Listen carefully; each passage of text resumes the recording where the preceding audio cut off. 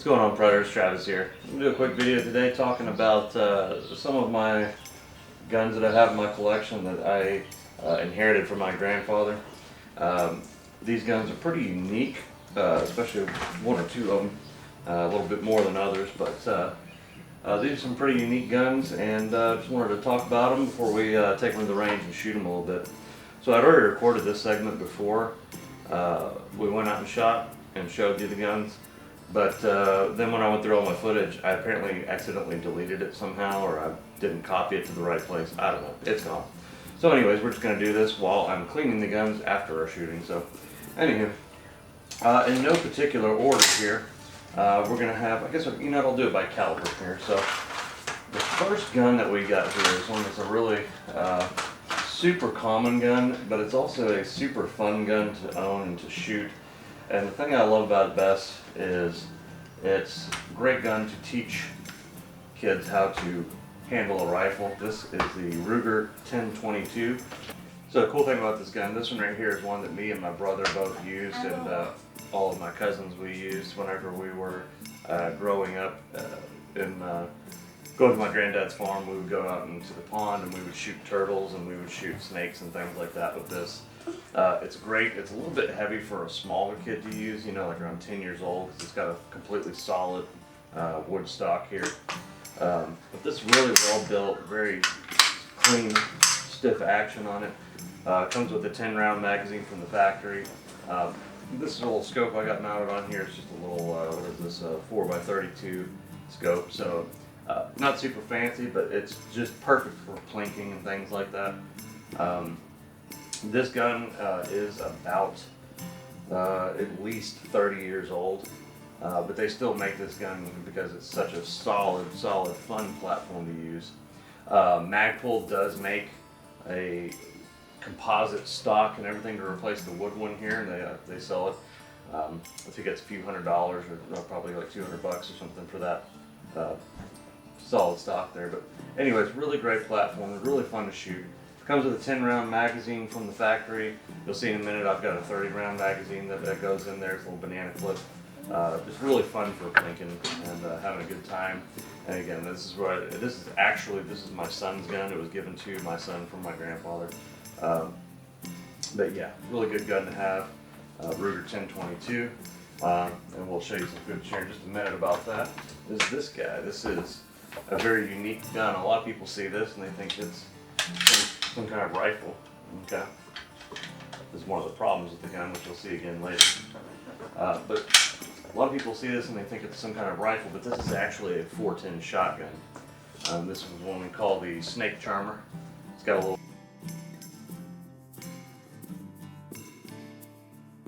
engraving on the back there. It says Cowboy Snake Charmer. This is my granddad's gun again. His nickname was always Cowboy where he works. He used to work a long time ago at Halbert. Yeah, this is a bolt-action 410 shotgun. This is the Savage Stevens Model 38A.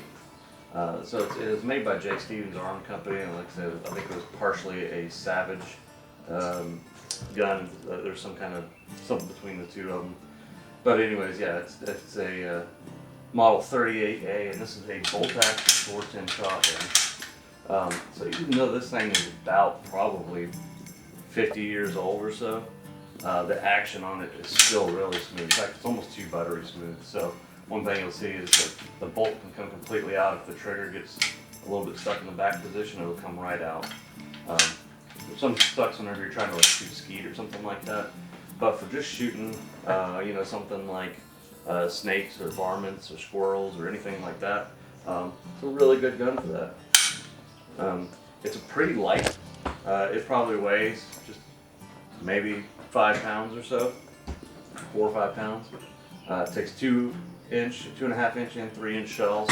But yeah, overall, this is a really good gun. The trigger guard has been replaced. This is not factory. This is something I think my granddad actually had milled for one of the guys in the shop to put on here. But it's a little bit of a trigger guard upgrade there. The biggest problem with this gun is the magazine that fits in here. So the magazine that fits in here it honestly just does not fit very well. It has this kind of a clip on the bottom here, and you've got to kind of put pressure on it down here or up here while you slide it in. So you kind of got to go like this, almost like an AK or something like that. While we were out shooting this, you'll see in a little bit, the magazine actually came apart on me, so I'm going to have to go find another magazine for this. But in a nutshell, this is how it loads in. It kind of goes in like this. And once it's in there, it's pretty snug. It feels old. I'd say this is probably a 60-year-old gun here. This 38 model. See that this doesn't want to go in there now. It's very finicky. There we go. But anyways, this model 38A, as well as the 1022 that I just showed you. I had to redo a lot of these because they were kind of old. They were sitting out and things like that in different places. The Ruger 1022 was actually the gun that we kept on the four-wheeler at my granddad's property, and so it was out in the elements a little bit more. And even though it was in a case, you know, it was on like a case that rides on the side of the four-wheeler. What's up, Lex? You wanna come sit with Daddy? Remember, don't touch the guns, okay? You can look. You wanna stand with us in school? This is Lennox, everybody. Hi. Wave to the camera.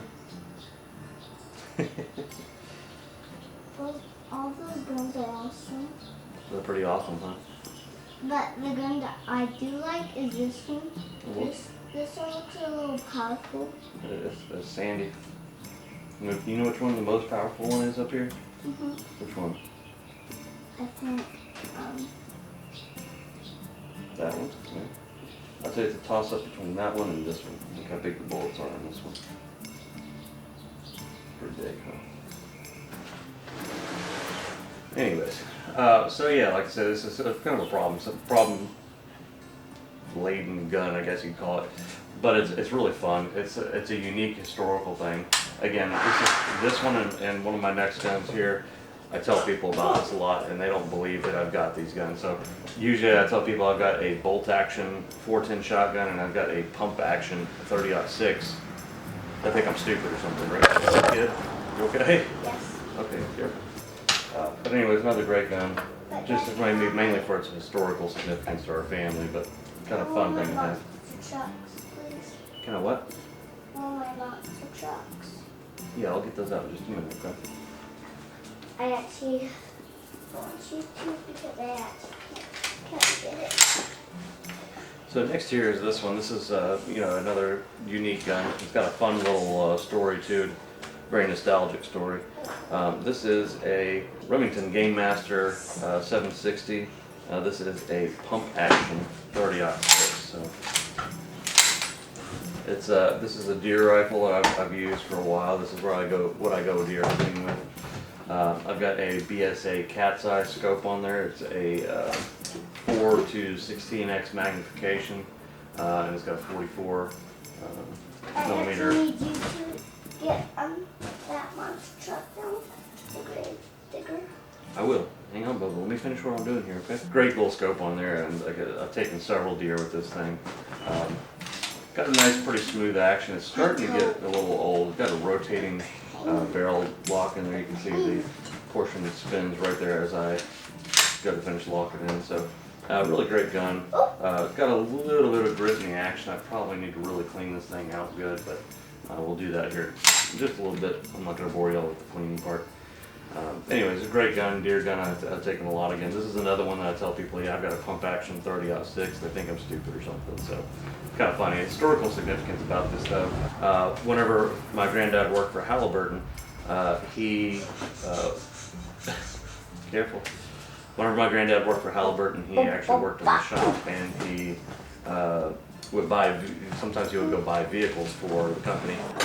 Whenever you would buy vehicles back in the 1950s, sometimes, you know, here in Texas, it was common that you could get a free gun whenever you bought a vehicle. So he would go buy the cars for Halliburton, and then he would take home the guns for his own keeping. You know, this is one of those guns. He had gone and bought a company car for Halliburton, and you know, gave them the car, and he kept the gun. So it's really funny part of history, our family history, that he got this during that time. So we recently went out to the Doss Ranch and we were having some fun with the boys, shooting guns and talking about the history of these things. So let's go cut over that and show you what we got.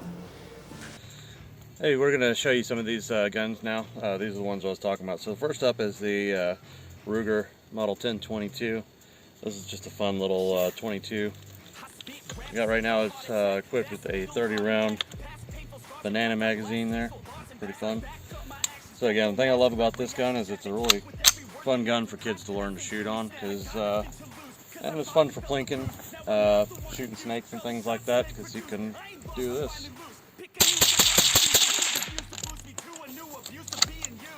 Not always the most reliable, got a little jam. We were having a little trouble with this one earlier, but again, it's still fun. Another jam.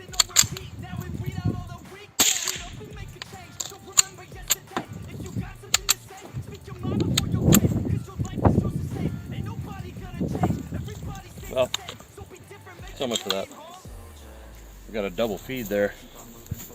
Kind of a dangerous situation. If you don't know if you can see that in there, but we've got one round in there, and we've got another round smashing in the back of it. So again, not always the most reliable, but that might be also due to the magazine we've got going in here. But anyways, really good gun.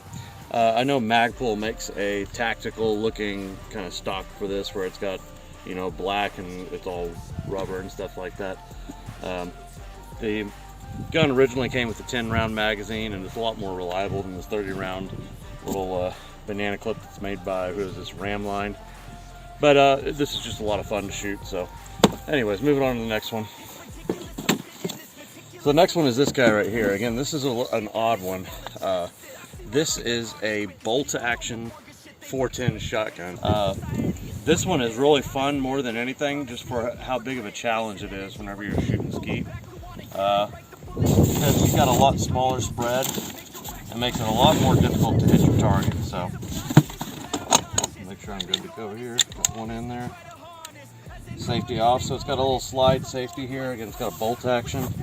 This bolt will come completely out of the gun if you pull it back, and if the trigger doesn't reset properly, so it's kind of annoying sometimes, especially when you're trying to speed reload. Again, not very practical. You see the magazine is held in there with just a little springy piece of metal here. So this is a very cheap gun, but it's, you know, it's fun, and for me it has kind of a historical significance here, being that it was my granddad's. So let's see if we can shoot some skeet here. See if I can self-throw one to myself. All right. Wish me luck. Here we go. Pull. Got it. All right. Again, fun little gun. Like I say, now I can see tons of feeding problems with this. Look at that hang up I got. Again, not reliable. It could probably be machined to be a little bit better, but you know, this gun is approximately 60, 70 years old. I'm not going to be too picky, so I'm going to do that one more time. See if I can do it again. Oh, missed it. So again, you see how the magazine doesn't want to feed. Came completely apart on us earlier, but you know, still a fun gun to shoot. I started shooting this gun back whenever I was about probably 8 or 10 years old or something like that, and now I'm 35 years old, so you can say it's been around for quite some time. So let's see if we can get it to feed right now. Nope. There we go. All right, let me try it one more time. I gotta go out on a good note. Let's see. There we go. All right, out like a champ. All right. There's one of these guns that's missing today, and that's my granddad's. What was that? Savage model, 1907, I believe it was. That thing's over 100 years old, and I just left it at the house for today. But last one is this. This is another oddity. So this right here is the Remington. Got a little dusty on our drive up here. This is a Remington Game Master Model 760, and this is a very unique gun. Also, this is a pump action 30-06. So you don't usually I tell people that I've got a pump action rifle and a bolt action shotgun, they think I'm all screwy in the head, but no, this is definitely a deer gun here. Again, typically it comes with a 4-round magazine, so you can have 1 in the chamber and 3 inside the magazine. Or if you turn it and reload it, you can have 4 in the magazine and 1 in the chamber. I've got this is actually from another Remington model. This is a 10-round magazine with a little bit of modifications. It fits in here fine. Sometimes you have to double pump it to get it to feed right, but other than that, works pretty well. This is 30-06. I've got the BSA Cat's Eye 4-16 44 scope on it. I've taken several deer with this. Great deer rifle, and works really well. So just like any 30-06, packs a nice punch. Good feed there.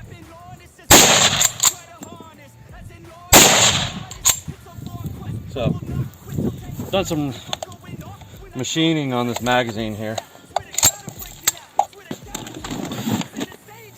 So you can see where it's got some like friction marks there and everything, but overall it feeds a lot better than it used to. Right here I'm just using the Hornady ammo. Great gun. Anyways guys, last couple things we're going to do is we're going to shoot some of my guns for fun, and we're going to do some skeet shooting here with the boys. This is just an old, or not an old, but it's a Mossberg Maverick 88 that I've got a QU Verde or QU Verde 2.0 wrap on it. Trying to turn this into a bit of a waterfowl gun, so we'll shoot some skeet with that, just have some fun. Appreciate you guys tuning in, and we'll see you next time. And as always, keep defying the odds.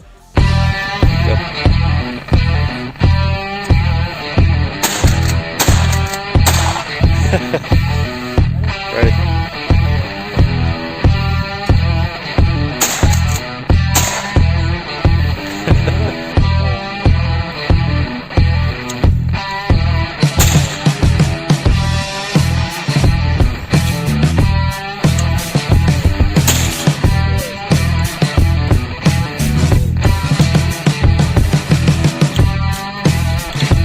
Messes up every time.